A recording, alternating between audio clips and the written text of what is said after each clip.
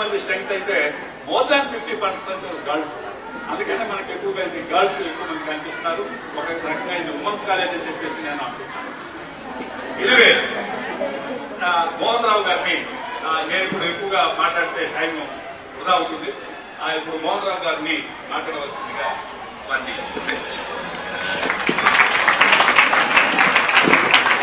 మరి అనంతమైన శక్తి మనకు ఉంటే మనకు పొందాల్సింది అనంతమైన శక్తినా పరిమితమైన శక్తినా? మరి అనంతమైన శక్తిని పొందాలంటే కలిసి ఉండి కలిసి తిని ఎక్కువ తింటే శక్తి ఎక్కువ తింటుంటే ఒకసారి బాగా తింటే 3 గంటల దాకా తినగలవా? మరి 3 గంటల దాకా తినలేం కదా. తింటే కదా శక్తి పెరిగేది. అనంతమైన శక్తిని కొంచెం ఎక్కువ తిన్నావు అనుకో అవసరమైన దానికన్నా ఆయాసం పెరుగుతా శక్తి పెరుగుతా? మరి అయినా కూడా ఆయాసం వచ్చినా పర్లేదు, తింటే కదా శక్తి వచ్చేది. అనంతమైన శక్తిని ఇంకెక్కువ తిన్నావు అనుకో రోగం వస్తుందా శక్తి వస్తుందా? అయినా పట్టించుకోకుండా శక్తి కావాలని ఇంకెక్కువ తింటుపోతే రోగం అయిపోయి కొందరు కస్తావా శక్తి పెరుగుద్దా? తినాలన్నా తినలే, ఎక్కువ తింటే ఆయాసం, ఇంకెక్కువ తింటే రోగం, ఇంకెక్కువ తింటే తొందరగా పోతాం. కరెక్టేనా కాదా? మరి ఇప్పుడు ఆ శ్లోకంలో అర్థం ఇదే కదా. ఇంకో మాట, అన్నా హజారే గారు 70-80 సంవత్సరాల వయసు దాటిన తర్వాత కూడా మనందరి కోసం 10-15 రోజులు కూడా నిరాహార దీక్ష చేశాడా చేయలేదా? ఆయనతో పాటు మీరు కూడా ఇన్స్పిరేషన్ కలిగి 2 రోజులు ఏం తినకుండా ఉండాలంటే ఉండగలరా ఉండలేరా? ఉండగలరా ఉండలేరా? నువ్వు ఉండగలుగుతుంటే నేను ఉండకుంటే నువ్వు ఉండవు. కాదు నువ్వు ఉండగలిగితే ఉండగలవు. సరే 2 రోజులు తినకుంటే కొంచెం నీరసం వస్తుంది. కానీ కొంచెం శరీరంలో కొంచెం నీరసం వచ్చినా నీ మీద నీకు కాన్ఫిడెన్స్ పెరుగుద్దా తగ్గుద్దా? ఉత్సాహం పెరుగుద్దా తగ్గుద్దా? తర్వాత ఒంట్లో కూడా ఆరోగ్యం 2 రోజులు ఏం తినకుంటే ఆరోగ్యం సెట్ అవుద్దా సెట్ కాదా? అన్ని రకాల మేలు జరుగుతుంది. కరెక్టేనా? సో 2 రోజులు ఏం తినకుండా ఉండగలవు. కానీ ఎక్కువ తిను నీవు, ఎక్కువ తింటే ఆయాసం, ఇంకెక్కువ తింటే రోగం, ఇంకెక్కువ తింటే తొందరగా వస్తాము. మరి కలిసి ఉందాం, కలిసి తిన్నాం, కలిసి శక్తిని పెట్టుకోవాలంటే ఎక్కడ కుదురుద్ది? ఏం బాబు చెప్పు. ఎప్పుడన్నా ఆలోచన చేశారు దీని గురించి? చేశారా? స్టాప్. అవునా కదా? మరి నిమిదంతో చేద్దామా, నిమిదంతో కృషి చేద్దామా? Okay bye. ఆపేస్తున్నాం. అక్కడ టైం అయిపోయిందని ఎంత పడుతున్నారు జనాలు? ఎన్ని గంటలున్నా ఇంకా డీటెయిల్స్ తెలిస్తే ఒక్కొక్క కోసం ఎగిరి పుడుతున్న చేప చచ్చిందాన్ని వస్తూ ఉంటుంది. సో నేర్చుకుంటూ నలుగురు ఉపయోగపడుతుంటే నేర్చుకోవడంలో ఉన్న ఆనందాన్ని నలుగురు ఉపయోగపడే శక్తిని అనుభవిస్తాం. అది మన సహజత్వం. ఎట్లా కాకుండా ఖాళీ గురించి ఎట్లా బతకాలని ఆలోచిస్తే చచ్చిందాన్ని చావుని అనుభవిస్తాం. ఇప్పుడు చెప్పండి, ఖాళీ గురించి ఎట్లా బతకాలని ఆలోచించడం సహజత్వమా? నేర్చుకుంటూ నలుగురికి ఎట్లా ఉపయోగపడాలని ఆలోచించడం సహజత్వమా?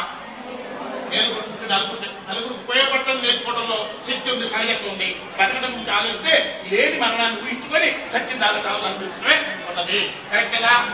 మరి నీళ్ళలో ఉన్న చేప ఉండాలంటే నేర్చుకుంటూ నలుగురు ఉపయోగపడటమే మన సహజత్వం.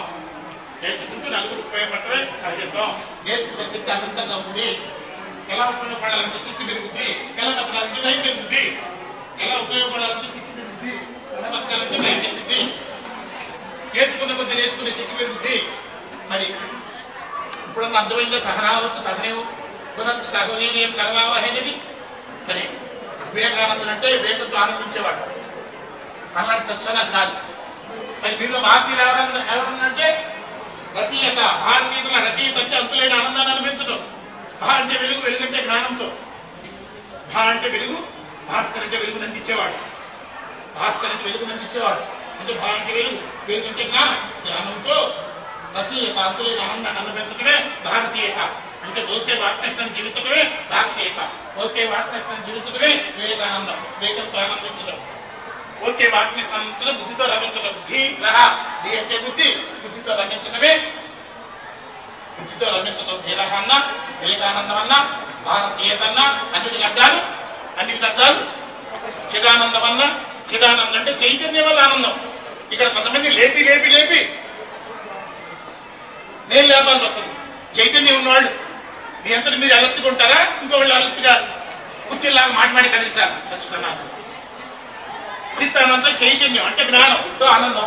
ధీరహ బుద్ధితో ఆనందం. వివేకంతో ఆనందం.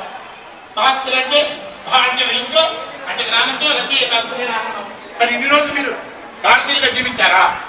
మరి ఇంత జ్ఞానం మీలో ఇన్ని రోజులు ఉందా లేదా?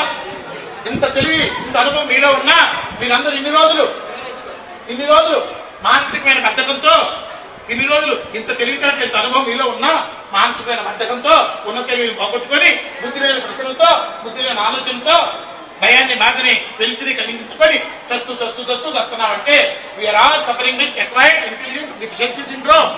We are all suffering with acquired intelligence deficiency syndrome అంటే ఏడుతో బాధపడుతున్నాం. మానసికమైన బద్ధకంతో ఉన్నతిని పోగొట్టుకొని అంటే అక్వైర్డ్ ఇంటెలిజెన్స్ డిఫిషియన్సీతో ఎయిడ్స్ అనే జబ్బుతో బాధపడుతున్నాం. ఓకే వాట్ నెక్స్ట్ అనే బాధ్యతని వదిలేశాం. ఐఎస్ఐ ఏజెంట్లుగా జీవిస్తున్నాం. ఇంజనీరింగ్ ది సెల్ఫ్ ఇగ్నోరెంట్లీ అజ్ఞానంతో మన బాధ కలిగించుకునే ఐఎస్ఐ ఏజెంట్లు గాను ఎయిడ్స్ పేషెంట్లు గాను జీవిస్తున్నాం తప్ప ఓకే వాట్ నెక్స్ట్ అనే బాధ్యతతో మనం జీవించటం లేదు. ఓకేనా? ఇంకా చాలు. బాయ్. ఎనీ డౌట్ అడగండి. చెప్పాను అడిగారా? చెప్పింది ఎవరు? అంత తెలివి మీలో ఉందా లేదా? నిజంగా చెప్పండి. చెప్పింది నేనా మీరా? అంతమంది ఒకటి చెప్పారా వేరు చెప్పారా? మరి ఇంతమంది నుంచి ఇచ్చిన ఒకటి సమాధానం భగవంతుడు ఆన్సరా మీ ఆన్సరా? మరి మీరు 2.5 గంటల సేపు నిరాటంకంగా నిర్విరామంగా మనలో ఉత్సాహ చైతన్య దీప్తిని నింపినటువంటి మోహన్ రావు గారికి ఒకసారి కర్తాలకు మనం ద్వారా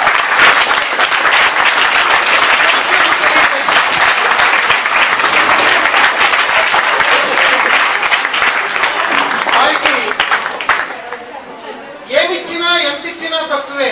నిజానికి ఇప్పుడు ఈ మొత్తం చెప్పిందంతా వారు చెప్పుకుంటూ పోలా, మనలో ప్రశ్నలు రేకెత్తించారు. వారి ఉపన్యాసంలో ఉన్నటువంటి ప్రత్యేకత ఇది కరెక్టా కాదా అనేటువంటి ప్రశ్నని మనలో రేకెత్తించి ఎంతో కొంత పూర్తిగా వచ్చిందని కాదు, మిగతాది మీ ఆలోచనకు వదిలేశారు. ఆలోచించండి. గీతలో